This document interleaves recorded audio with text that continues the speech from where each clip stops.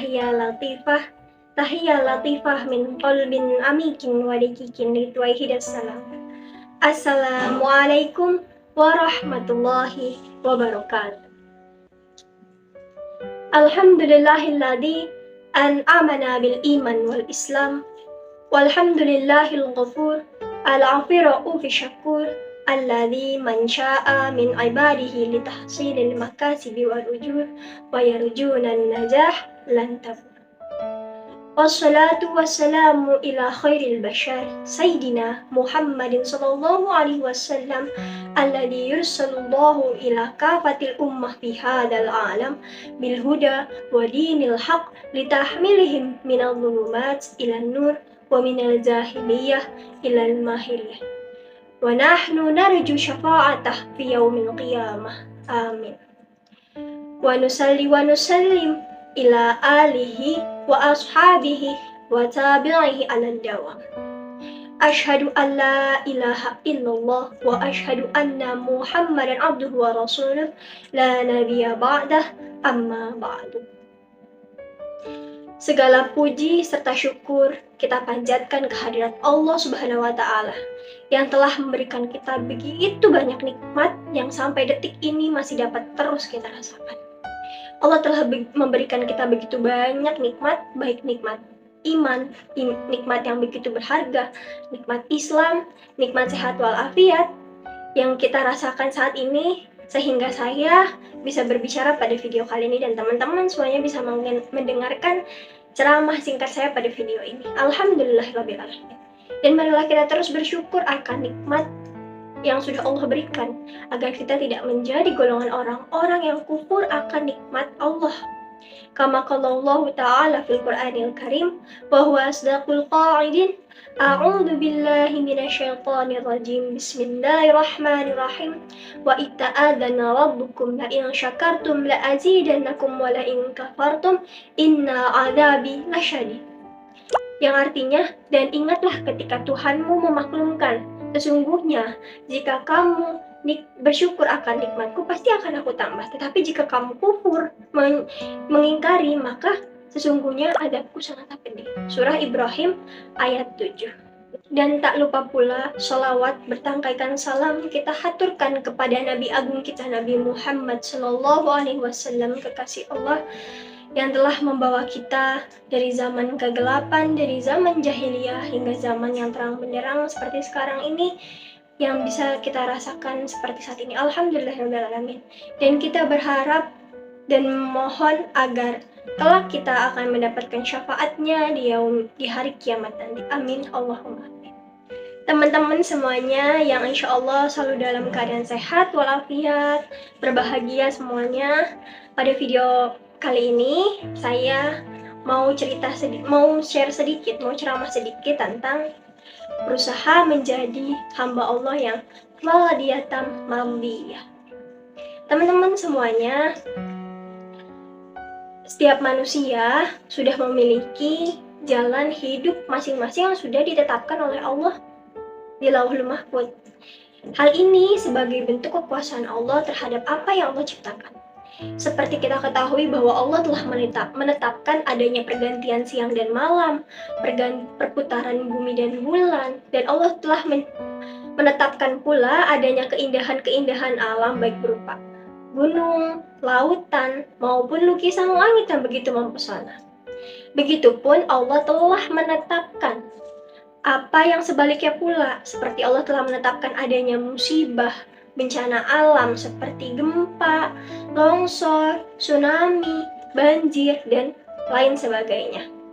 Allah juga telah menetapkan manusia dengan keadaan yang berbeda-beda, dengan ragam serta bentuk yang berbeda-beda. Mungkin ada yang dalam keadaan sempurna ataupun kurang sempurna. Itulah bagaimana kuasa Allah telah menetapkan segala hal di muka bumi ini, di alam semesta ini.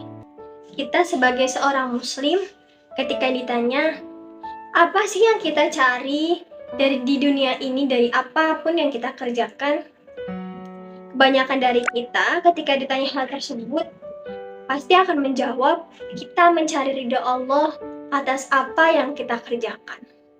Pertanyaannya gini teman-teman, kalau kita mengharapkan ridho Allah dari apapun yang kita kerjakan, tetapi apakah kita sudah ridho terhadapnya dari ketetapannya? Ada sebuah cerita dari Ja'far bin Sulaiman As-Sunai. Ia bercerita bahwa suatu hari Sufyan Ats-Tsaur berada di kediaman Rabi'ah Adawiyah. Lalu Sufyan berseru, "Ya Allah, ridhoilah kami." Lalu Rabi'ah menukas, "Tidakkah kamu malu kepada Allah? Tidakkah kamu malu meminta ridhonya, tetapi kamu tidak ridho terhadapnya?" Lalu Sufyan berkata, "Astagfirullah, aku memohon ampun kepada Allah." Lalu Sufyan bertanya kepada Rabi'ah, "Bagaimana kap manusia ridho terhadap Allah?" Lalu Rabi'ah menjawab, "Ketika kebahagiaannya menyambut nikmat sama dengan kebahagiaannya menyambut musibah." Jadi teman-teman, ada namanya hubungan timbal balik. Ketika kita mengharap ridhonya terhadap apa yang kita kerjakan, kita juga ridho terhadapnya atas apa yang sudah ditetapkannya. Teman-teman semuanya, kata ridho mungkin kurang familiar di telinga kita, karena kita cenderung lebih sering menggunakan kata ikhlas. Misalnya saja ketika kita mendatangi teman yang terkena musibah atau keluarga, kita mengatakan, "Kamu yang ikhlas ya." Padahal dalam hal ketetapan, ridholah yang tepat digunakan. Karena ikhlas sebetulnya lebih kepada persoalan ibadah atau bab ibadah. Teman-teman, lalu gimana sih nih caranya kita agar bisa ridho terhadap ketetapan Allah? Karena tidak semua hal bisa kita terima dengan mudah. Ada caranya nih teman-teman. Yang pertama adalah kita berbaik sangka kepada Allah. Nah, caranya berbaik sangka kepada Allah dengan mengatakan kepada diri kita sendiri bahwa semoga dalam ketentuan ini ada kebaikan. Karena kita harus percaya bahwa apapun yang Allah perintahkan, bahwa apapun yang Allah tetapkan, itu pasti di dalamnya mengandung kebaikan. Dan kita harus meyakini pada diri kita bahwa pasti Allah memberi yang terbaik untuk kita selaku hambanya. Dan jangan lupa juga teman-teman, bahwa apa yang kita anggap baik sebetulnya belum tentu itu baik untuk kita. Tapi jika Allah yang menentukan itu baik untuk kita, maka sudah pasti itu baik untuk kita. Seperti firman Allah dalam surah Al-Baqarah ayat 216, Bismillahirrahmanirrahim. Kutiba alaikumul qital wa huwa karhul lakum wa asa an takrahu syai'an wa huwa khairul lakum wa asa an tuhibbu syai'an wa huwa syarrul lakum wallahu ya'lamu wa antum la ta'lamun. Yang artinya, dan diwajibkan atas kamu untuk berperang, padahal itu tidak menyenangkan bagimu. Tetapi boleh jadi apa yang kamu tidak sukai padahal itu baik bagimu. Dan boleh jadi apa yang kamu sukai ternyata itu tidak baik bagimu. Sesungguhnya Allah Maha mengetahui, sedangkan kamu tidak mengetahui. Surah Al-Baqarah ayat 216. Teman-teman, tadi tips yang pertama adalah dengan berbaik sangka kepada Allah dan meyakini bahwa setiap ketentuannya pasti ada kebaikan di dalamnya. Nah, tips yang kedua adalah kita harus tahu bahwa Allah memiliki kehendak Allah memiliki kuasa untuk menentukan setiap apapun yang terjadi untuk diri kita. Kayak misalnya, teman-teman sudah merencanakan sesuatu, sudah menyusun rencana itu dengan matang, sudah teman-teman bangun, teman-teman doakan, tetapi semuanya itu tidak terjadi dan mungkin teman-teman malah dapat apa yang menurut teman-teman tuh kayak menurut kita tuh itu nggak kita suka dan kita tuh nggak enak gitu. Nah, saya mau share nih sedikit pengalaman saya sebelum saya akhirnya menginjakan kaki atau mengenyam pendidikan di perguruan tinggi negeri IAIN Kudus ini. Jadi dahulu saya punya impian cita-cita, saya ingin kuliah kedokteran, ingin menjadi dokter, atau setidaknya saya bisa kuliah di luar negeri dengan jurusan apapun itu. Sebenarnya esensinya cuman saya ingin membahagiakan kedua orang tua saya, mengharumkan nama baiknya gitu, membuat mereka bangga. Setidaknya kalau tidak bisa luar negeri atau kedokteran, saya bisa kuliah di kampus yang ternama gitu. Nah, akhirnya saya merencanakan bahwa 1 tahun saya setelah kelulusan saya akan mengabdi di pondok untuk mempersiapkan dengan matang saya bisa masuk kedokteran atau luar negeri, atau setidaknya saya masuk perguruan tinggi negeri yang ternama di Indonesia. Kemudian tetapi orang tua tidak mengizinkan itu gitu. Kemudian orang tua suruh langsung saya untuk kuliah karena persiapannya mepet, karena waktunya singkat. Terus akhirnya saya mendaftar di beberapa perguruan tinggi negeri yang disuruh papa saya aja gitu. Jadi saya udah terserah papa saya aja. Dengan jurusan juga ya yang papa saya bilang itu prospek, saya ikutin gitu. Karena dulu ketika di pondok saya nggak begitu mengetahui banyak soal dunia perkuliahan karena tidak begitu banyak disuguhkan. Dan kami pun ketika di pondok tidak diperbolehkan sangat untuk memegang telepon, HP gitu. Kemudian akhirnya cuman saya selalu berdoa kepada Allah, ya Allah, berikanlah hamba kampus serta jurusan yang menurut Engkau yang paling terbaik, karena hamba tidak tahu ya Allah sama sekali. Jadi sudah mendaftar di 3 kampus negeri, kemudian beberapa waktu kemudian beberapa kampus yang saya daftar mengeluarkan pengumuman bahwa saya dinyatakan 3-tiganya tidak lolos. Sempet agak kecewa banget ya, karena saya mikir mau kuliah di mana lagi gitu, karena yang sebelumnya saya daftar juga ibaratnya kampus yang standar agak lumayan bagus lah gitu. Akhirnya karena saya udah nggak ada harapan di saat itu, tetapi kakak saya menemukan info bahwa perguruan tinggi negeri yang masih buka saat itu adalah tinggal di IAIN Kudus. Akhirnya karena perasaan saya yang sebenarnya nggak tahu mau kuliah di mana, sebenarnya nggak tahu mau jurusan apa gitu kan. Cuman ya udah daftar, tetap dengan pas memilih beberapa jurusan tetap dengan terus berdoa sama Allah, ya Allah tunjukkan hamba, tunjukkan kampus yang paling terbaik, Allah yang maha tahu, kan hamba tidak tahu sama sekali ya Allah. Dulu emang pernah punya cita-cita untuk kuliah di Jawa, cuman pas daftar kemarin sama papa nggak boleh, akhirnya yang daftarnya di Jakarta dan Bandung aja yang dekat-dekat gitu. Akhirnya daftar di IAIN Kudus dan keterima di Prodi Manajemen Dakwah. Sebenarnya ketika mendapat pengumuman keterima juga bukan hal yang bahagia-bahagia banget, karena sempat mikir papa bakal sedih nggak ya, papa bakal kecewa nggak ya gitu, karena kan IAIN Kudus tidak begitu dikenal baik oleh banyak orang gitu. Bahkan beberapa orang aja baru tahu kalau ada kampus IAIN Kudus itu di sini gitu. Nah, cuman ya udah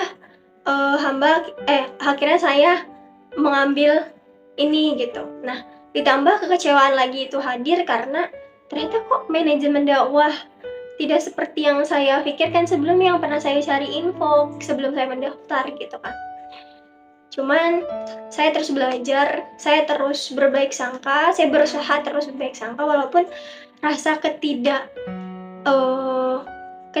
rasa ketidakriduan itu terkadang masih hadir di hati, jujur. Nah, cuman inti dari ceritanya apa? Bahwa apapun yang terjadi pada diri kita, apapun yang menjadi ketetapan untuk kita itu adalah kehendak Allah semuanya. Kita harus pasrahkan semuanya sama Allah.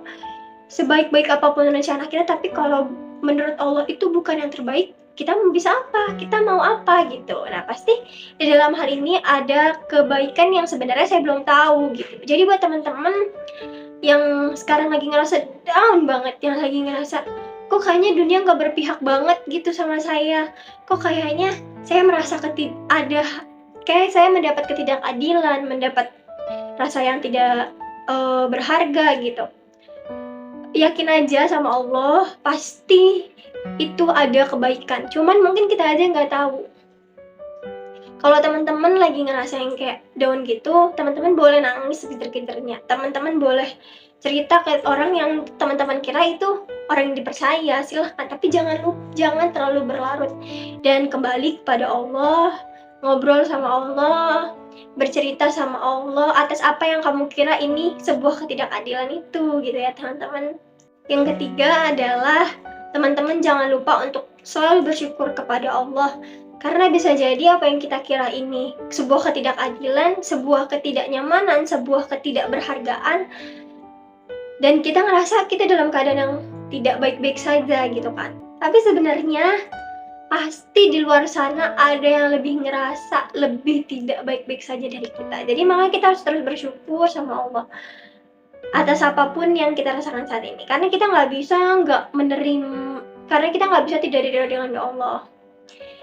Baik teman-teman, semoga kita menjadi hamba yang kelak kembali kepada Allah dalam keadaan radiyatan mardiyah, yang dalam keadaan ridho serta diridhoi. Seperti dalam surah Al-Fajr, seperti firman Allah dalam surah Al-Fajr ayat 27-30 yang berbunyi, Bismillahirrahmanirrahim.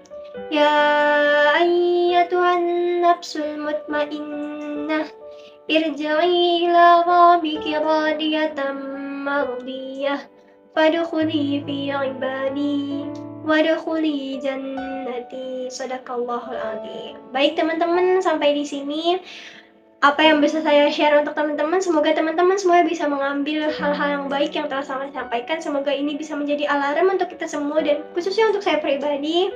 Mohon maaf apabila ada kesalahan dari tutur kata serta perbuatannya. Saya akhiri, terima kasih banyak. Akhirul kalam. Wassalamualaikum warahmatullahi wabarakatuh. Jangan lupa di share, comment, and subscribe ya.